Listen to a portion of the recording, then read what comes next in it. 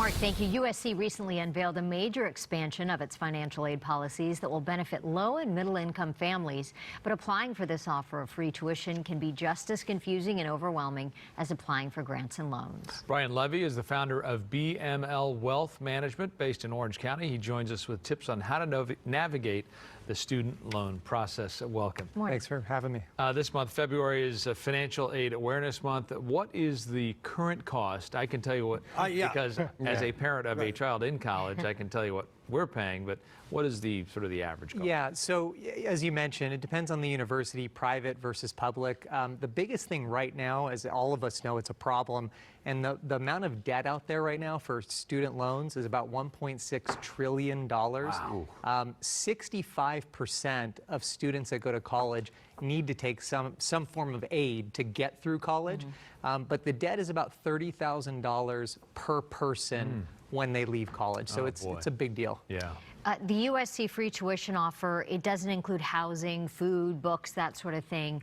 So that's where a loan might be needed. Why is it crucial to crunch the numbers when it comes to doing our financial aid homework? You're exactly right. So when you think about even a private university here in LA, where it's $60,000 a year for tuition, you're not thinking about housing, food, all the other costs, which is probably another $20,000 per year in that. So you got to look at the numbers as a whole, budget for that, and then really look at how much aid you do need, because you don't want to take out more aid than you need, and that becomes an issue. So you want to look at it in totality. One of the things you tell us to do is just to learn the lingo. Yeah, learn the lingo. So it's very important. Loans versus grants versus scholarships, right? So we always say scholarships and grants are free money, right?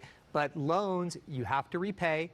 It's typically with interest, right? And usually you have to repay those 6 months after you graduate college. So know the lingo, because you want to make sure you get as much as grants. Well, and even within the loan space, there are some that you don't get to wait till graduate. Absolutely, absolutely. Yeah, it's can be up there, for sure. The next day is earn your money. So what do you mean? Yeah, this is great. So if there's federal work study programs in college. So if you're a parent listening to this show right now, tell your children, go get a work study program, because it's first come, first serve usually. It's competitive.